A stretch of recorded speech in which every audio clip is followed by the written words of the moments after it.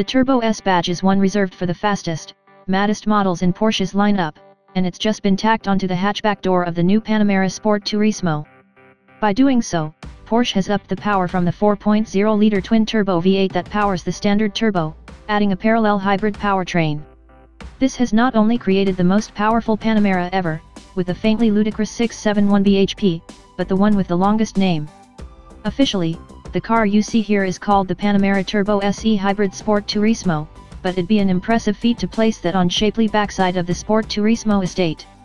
It's just the Panamera Turbo S there, the acid green outline highlighting to those in the know that Porsche's highest performance Panamera is also electrically charged. The company isn't afraid to admit that this car's hybrid module is all about performance. Yes, there are some efficiency benefits of popping a 136 bhp, 400 Nm electric motor between the 4.0-liter V8 and the 8-speed PDK automatic transmission, but really, it's all about the combined output. The lofty numbers are enough for Porsche to lay claim to the title of the world's most powerful estate car. The fact it'll drive up to 30 miles on battery power alone is merely a conscience-salving bonus. There's a trade-off with all the hybrid technology, however. The Turbo SE Hybrid loses 95 liters of boot space over a conventional Sport Turismo, while also adding a 215 kilograms weight penalty. In spite of its ample bulk, the numbers associated with it are certainly deserving of that Turbo S status. With four-wheel drive, all that additional power and torque and wider rear tires, it'll reach 62 miles per hour in 3.4 seconds, 0.2 of a second quicker than a Sport Chrono-equipped turbo. Keep the accelerator pushed hard to the floor and it'll double that in 11.9 seconds onto a slightly higher 192 miles per hour top speed, too. The weight does little to blunt the Turbo SS agility, thanks in no small part to Porsche's specification of almost every available chassis system as standard. There is adaptive, 3-chamber air suspension with Porsche Active Suspension Management, Porsche Dynamic Chassis Control Sport and Porsche Torque Vectoring Plus, as well as Porsche Ceramic Composite Brakes. All that wizardry is managed by Porsche's 4D chassis control. Indeed, the only option you can add to the already lengthy list of agility-enhancing acronyms is rear axle steering. It's inconceivable that any buyers at this price point won't do so, as it does wonders in shrinking the Panamera's size, markedly improving the turn-in response. The steering itself offers fine weight, if not masses of feel, and the suspension rides with a suppleness that's limo-like in its comfort setting and taut and controlled in its more sporting choices. Only the odd ridge upsets the air suspension's composure. The standard ceramic PCCB brakes do a great job of hauling back all that mass, even if the pedal feel isn't quite as incisive as its non-hybrid relations.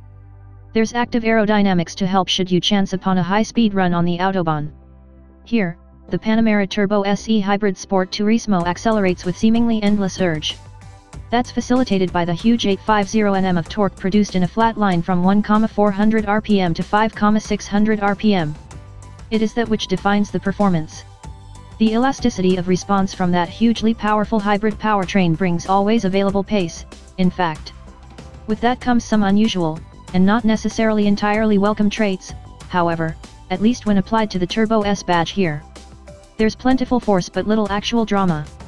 The ordinary Panamera Turbo does acceleration that's vivid, brutal, and backed with a rousing, often unruly soundtrack. The sound made by a Mercedes-AMG E63 Estate or Audi RS6 will leave you tingling in comparison, too. They're more practical, as well. Yes, the Turbo SE Hybrid has the ability to readjust your internals in sport or sport and modes with its acceleration and cornering ability, but it loses the visceral edge of its conventionally powered relation and rocket ship rivals.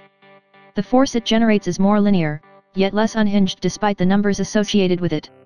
It'll bend time, but it does so in an almost apologetic, muted fashion, with the hybrid system civilizing its performance, crazy as that might sound.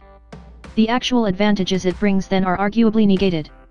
A similarly equipped turbo will be just as quick in the real world, needs less management of its powertrain and, thanks to the reduced bulk, make more from the chassis. With the Turbo S, the huge specification feels like it's there to compensate rather than to enhance, which is somewhat at odds with the expectation of the badge it wears. For those interested in running costs, and bizarrely, many will be the Turbo SE Hybrid emits just 69 g/km of CO2, while allegedly returning almost 100 mpg.